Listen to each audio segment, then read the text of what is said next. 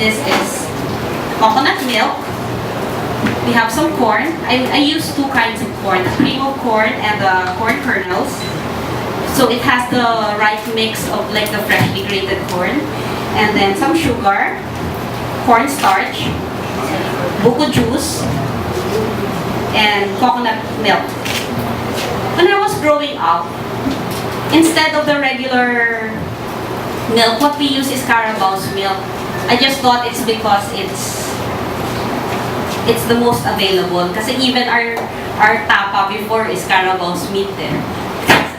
In the province, there's not a lot of cows. So, but I realized eventually that not only is it the most available, but I think it also renders the best taste because Carabao's milk has a higher fat content. So now I try to buy Carabao's milk from a supplier in Nueva that delivers once a week here. It's from Nueva Ecija. So, but I think it's if memory serves me right, the one that I grew up eating is still different.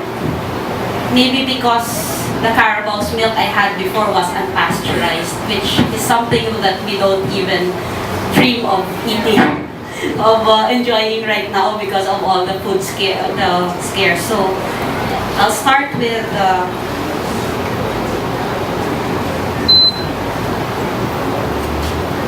so it's basically I just mix all the wet ingredients.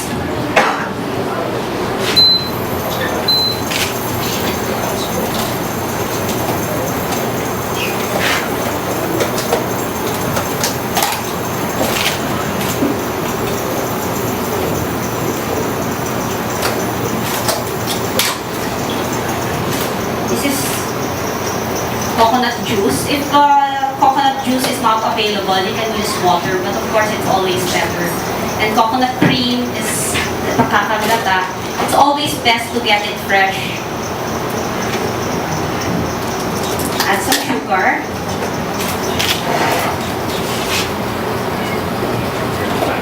And the cornstarch. The cornstarch is the one that makes it set. And it's a very simple recipe. It's just that you need to know when to stop cooking, that it's already thick enough that it will set, but at the same time, it's not too dry. And also make sure that you cook off the cornstarch, because this is the only ingredient here.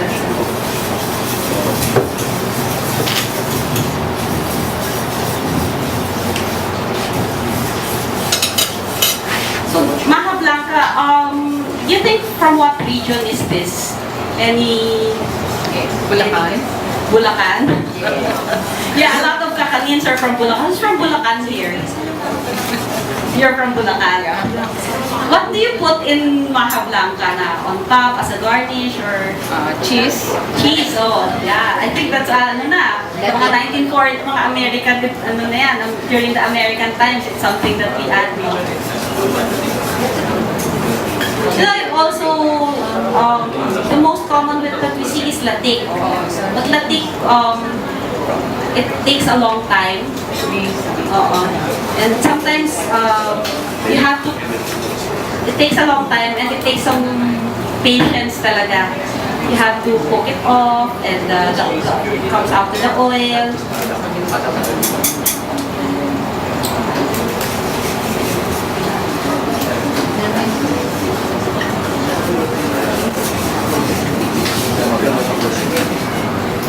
Later, I'll give you a taste, and normally what I do is I just add some toasted coconut or some coconut syrup that I call latik. But I think it's the latik that we have here in Manila, because I'm from Iloilo, so I grew up with I call it like the one, suman, I call it suman. But here, I think it's called biko. There's different things because we're archipelago, diba? So not everyone calls it the same thing. So there's a lot of things na, but it's, what I serve it normally with is coconut syrup. And I think a lot of us really have hunger for our native kakanin because when I recently rediscovered this recipe when I was asked to help out one of the colleges for a culinary competition, and it was classic Filipino food. So when I did this, I said, oh, a lot of people, my staff in the office, they said, oh, this is the one that we grew up eating. This is the maha blanca that we like. Because in Bistro Filipino, I make naman a different version. It's maha blanca cheesecake. It's a play on the classic New York cheesecake recipe. But I made a polenta cookie for the crust. And I added some corn kernels on the cream cheese mixture. So it's a different thing. And then when I made the classic version for the student na, I got a lot of people said, oh, it's good. This is something that I grew up with, and I think it is because most of the versions now are very commercialized. A lot of cornstarch and stuff. Okay, so now that it's thick, this is when I add the corn, just to cook it off a little.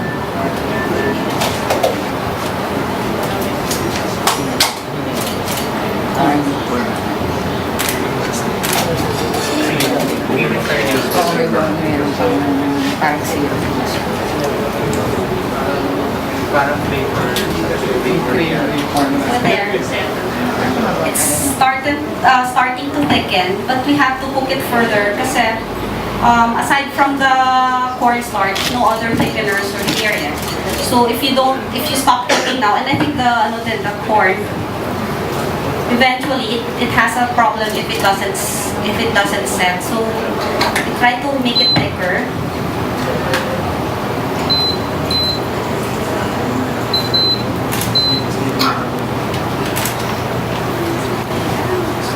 I think because when I placed this in BFAS, because after that, after I coached the college students for one of the culinary competitions, I just said, oh, maraming nasasarapan because they like it. I think it's something that's because if you use premium ingredients like Carabao's milk, you use buko juice, you use kakangkata, I think it turns out better, not the starchy ones that's really that you can slice that you can really slice cleanly and it's very matigas and stuff like that.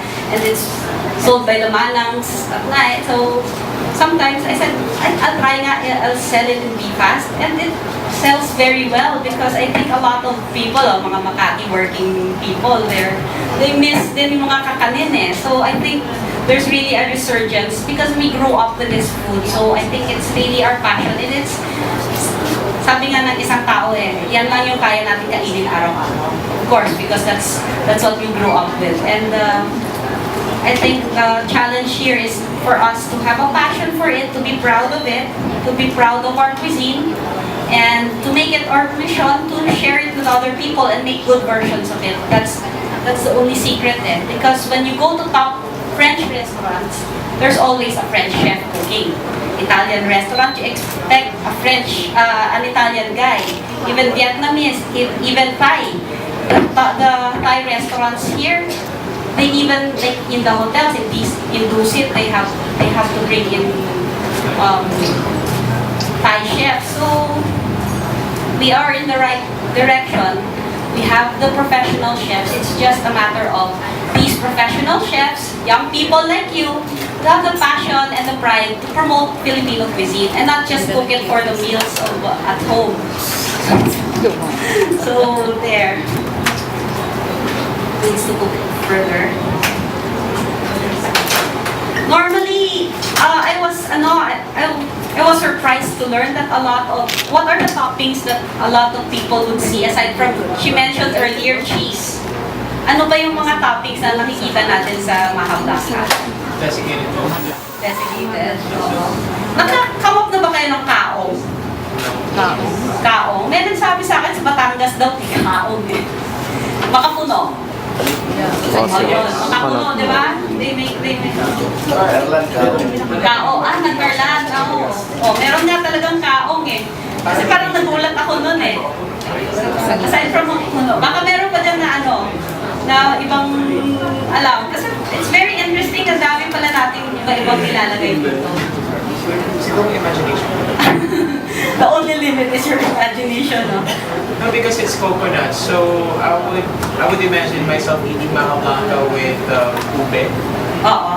With like a line, with a ube on top. Just a thin sheet of it. Para na siyang Nice. Tapos mga corn. Sometimes I serve this with a coconut twill. About langka. Langka? Pwede rin, yeah, because langka goes well with the coconut as well. So, yeah, the flavors are really there. So, yeah, it's a matter of when we try to make new dishes or when we try to, that's why what Bistro Filipino, we stand for tradition, innovation. Because we believe that the cuisine is the flavor. And for you to promote a certain cuisine, you have to stick true to its flavor. So, as much as possible, we try to modernize the presentation, the cooking techniques, but and sometimes the ingredients, we try to make it healthier, but intrinsically it has to taste how it's supposed to taste. And because that's the only way, because if iba na yung lasa, it can't be Thai na or it can be Vietnamese because we're in the same region, the same ingredients halos. But if we mix lemon, nilagyan mo na ng lemongrass or kaffir lime, medyo iiba na, which is something that we try to avoid.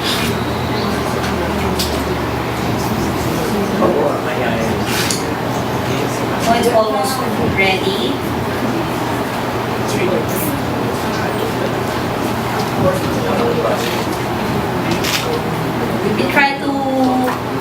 I try to make sure kasi that it sets. Normally, if you undercook it, it doesn't set. It's supposed to set in like 30 minutes. But I made a batch earlier that you can taste.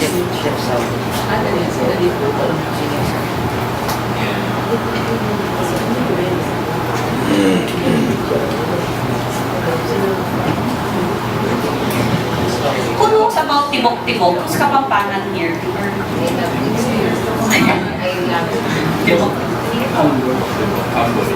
Some of the history books that I've read, medyo similar daw siya. Pero tibok-tibok naman is more of thicker, no? Yeah. It's more like suman na corn. Like biko siya na corn. So, it's very interesting the way we make our rice cakes, the way we work with what's available in the environment.